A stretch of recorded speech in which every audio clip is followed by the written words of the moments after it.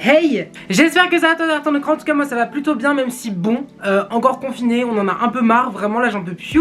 Mais en tout cas aujourd'hui on se retrouve dans un décor assez particulier. C'est la première fois que je filme comme ça, un peu de nuit. Et du coup je trouve que c'est grave un mood assez chill. Vraiment genre je parle avec mes copines ou quoi que ce soit. Mais surtout je trouve que cette ambiance va très bien avec ma vidéo, parce qu'aujourd'hui on va parler d'appli de rencontre. Je pense que cette vidéo sera pas la seule sur ce sujet, parce que j'ai beaucoup de choses à dire. J'ai tout noté dans ce carnet. Mais du coup en tout cas je suis là aujourd'hui pour vous parler de mes anecdotes sur les sites de rencontres que j'ai pu avoir, que j'ai pu faire. Et franchement les gens sont ravageax. En tout cas voilà, j'espère que ça va te plaire. J'ai divisé la vidéo en plusieurs parties pour que ce soit un peu cohérent, tu vois. Et du coup bah c'est parti. Déjà on va commencer la vidéo par un disclaimer. Ce qu'il faut savoir c'est que pour être sur des applis de rencontre il faut avoir 18 ans. Et vu ce que j'ai vu dessus, en tout cas les jeunes, ne vous inventez pas des âges. Vraiment on va parler essentiellement de Grindr dans cette vidéo, parce que bah le temple gay pour les rencontres. Mais c'est juste que bref. Ah aussi j'ai oublié de préciser, je suis quand même vierge comme un pou, hein, vraiment genre je n'ai jamais rien fait. Et du coup on va commencer par la première catégorie de personnes et de situations que j'ai pu rencontrer sur les sites de rencontres, c'est les hétéro-curieux.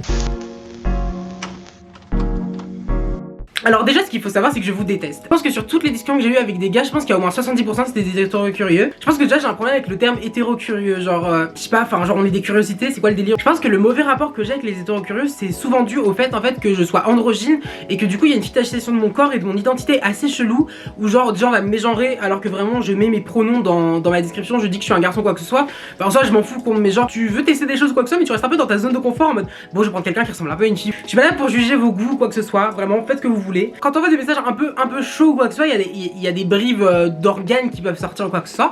Et vraiment on m'a déjà dit pêle-mêle, vraiment genre MDR, tu sais ce que je veux faire avec ta petite tu sais que je suis un homme cis.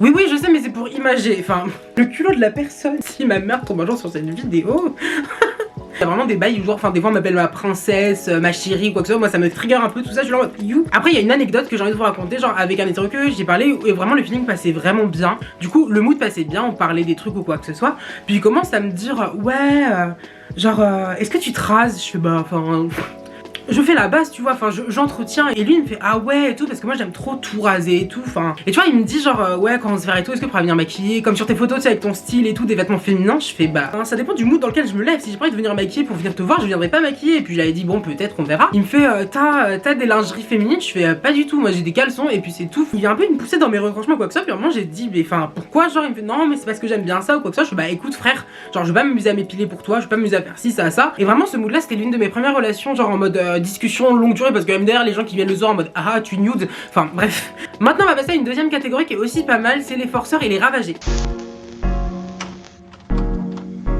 Moi je pourrais vous tenir toute la nuit avec ces histoires de ça, parce que les forceurs il y en a plein. Quand j'entends forceurs c'est les gens qui genre comprennent pas que quand c'est non c'est non. Les gens qui me fument le plus, je crois que c'est les gens qui répondent ah non mais moi je suis là que pour du sérieux et tout, je cherche un copain, voilà moi je suis là pour me caser. Et vraiment 2 messages après en dessous ça lâche des tu nudes. Pour moi les forceurs et les ravagés c'est un peu dans les mêmes bails. Enfin il y a des gens qui m'ont proposé de l'argent pour que je couche avec eux. Le gars m'avait proposé que 20 balles. Je compte plus le nombre de plans qu'on m'a proposé dans des bagnoles, dans des parcs, dans des garages. Vraiment il y a un gars qui m'a proposé d'aller faire un truc dans un garage. Genre on n'est pas dans Automoto en fait. Après c'est peut-être parce que je n'ai jamais rien fait encore, parce qu'en soi, bon un garage, ma première fois dans un garage, le prochain storytime de ma chaîne en fait. Il y a des personnes qui vraiment chelou m'ont parlé de leurs fantasmes, mais j'étais là vraiment, je suis pas là pour me moquer quoi que ce soit, vraiment les fantasmes et les kinks c'est vraiment les trucs de chacun, et je suis pas là pour dire ah MDR, ton kink est chelou. Bon même si vraiment il y a des bails bizarres. En vrai pourquoi je raconte ça, mais il y a des gens qui m'ont proposé de faire caca dans leur bouche. Enfin, genre quand je dis chelou c'est chelou pour moi, en soi si t'as envie de... J'ai envie de le raconter, bon je le raconte. Il y a un gars qui m'a raconté son fantasme de coucher avec une femme plus âgée, lui téter le sein comme si c'était sa mère.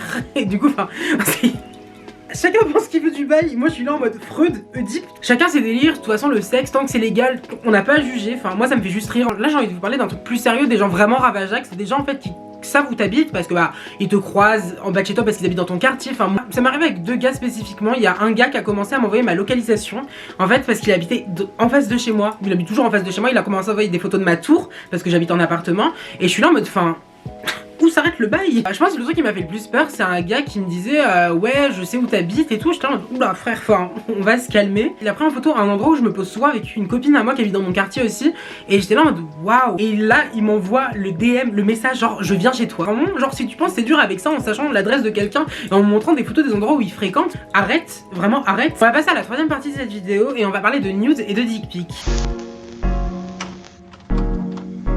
déjà on va parler de quelque chose qui est important. Franchement, les gars, le consentement, vraiment genre, si la personne ne t'a pas dit oui je veux bien recevoir une photo de toi dénudée, ne faites rien.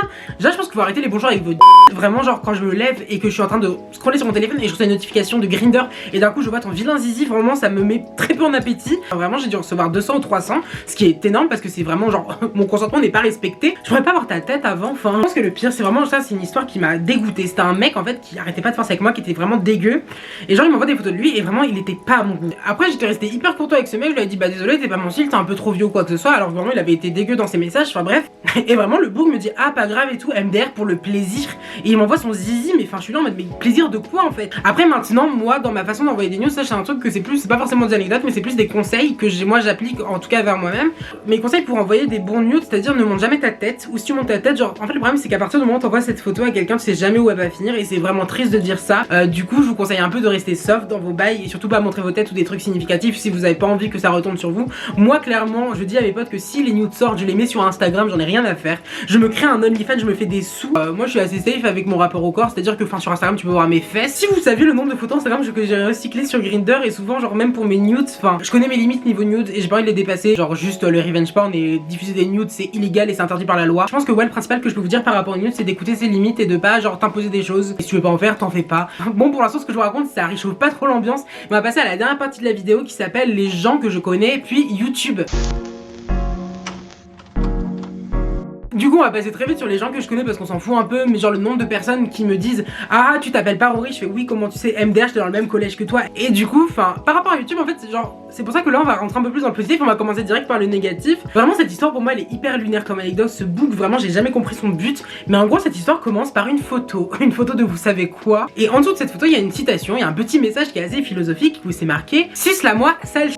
Je ne voulais pas recevoir ça, j'étais vénère ou quoi que ça, je commence à embrouiller le boug en mode mais pourquoi tu fais ça et tout. Et vraiment genre je commence à lui faire une leçon de morale et vraiment il me fait t'es pas youtubeur toi? Je fais si pourquoi? C'est à partir de là je comprends pas l'histoire, il commence à me faire des messages trop chelous en mode ah non mon dieu et tout, je suis désolée, en plus tu vas m'afficher dans tes vidéos, je comprends pas et tout, tu vas pas mettre mon nom j'espère. Vraiment j'étais là en mode bah non. Enfin il me fait non mais tu me le promets et tout, là t'es en train de prendre des screens. Et vraiment j'étais perplexe en mode ben non, enfin. Et j'étais juste là en mode bah juste recommence pas. Et au final il a compris mais moi j'ai vraiment pas compris son pitch en mode tu vas m'exposer. Oh non non non, limite il m'a donné son Insta pour que je le mette en description. Après ça c'est vraiment la seule histoire on peut dire négative ou un peu chelou qui m'est arrivé parce que la plupart du temps des gens qui me reconnaissent sur les applis de rencontre c'est des gens hyper bienveillants qui me disent j'aime trop tes vidéos. Moi j'ai le souvenir d'une personne qui m'a parlé de son coming out et qui m'a dit que je l'avais un peu aidé, genre mes vidéos l'avaient un peu aidé par rapport à son coming out et à s'accepter. Et moi j'étais trop cool, j'étais trop contente de parler de ça. Et bien si en vrai si les applis de rencontre mais surtout Grindr a quand même une plus grosse dark side qu'un côté positif.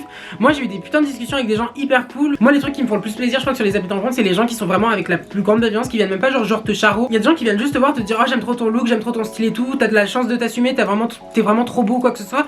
Et c'est avec zéro ambiguïté, ils nous souhaitent que du positif et c'est vraiment trop cool. Et genre vraiment c'est les messages qui me font le plus plaisir. Bon voilà c'est la fin de cette vidéo, j'espère que ça t'aura plu. En tout cas moi ça m'a grave plu de faire ça, même si je suis un peu mis à nu, je vous ai un peu raconté mon intimité mais je trouvais ça très drôle. Ça me permet en relativisant sur le fait qu'il m'arrive un peu des conneries sur ça ou quoi que ce soit, et même ça vous permet de vous mettre en garde que vraiment genre il y a des gens un peu chelous sur ça. Mais en tout cas voilà, si la vidéo t'a plu, si t'as entendu du croustillant, si tu as aimé cette vidéo n'hésite pas à liker, n'hésite pas à la partager aussi ou à t'abonner. Mais surtout dites-moi en commentaire si vous voulez une partie 2. Et l'histoire d'un sugar daddy qui a forcé avec moi, j'ai l'histoire d'un gars qui a créé 3-4 comptes pour revenir me parler parce qu'il arrêtait pas de le bloquer, parce qu'il arrêtait pas de me dire des vieilles disquettes. Et j'ai l'histoire aussi d'un gars qui m'a fait croire qu'il avait appelé un chaman pour me jeter un sort parce que je lui donnais pas de l'argent. Vraiment quand je vous dis que ce monde est assez spécial et aussi ouvert dans l'imagination des gens, je pense que vraiment j'ai de quoi faire une série de 3 vidéos encore, donc bon. En tout cas voilà, ça m'a fait plaisir de te parler aujourd'hui dans ce mood assez chill. Mais en tout cas voilà, prenez soin de vous, c'est bientôt la fin du confinement, je vous aime et on se retrouve très bientôt pour une prochaine vidéo.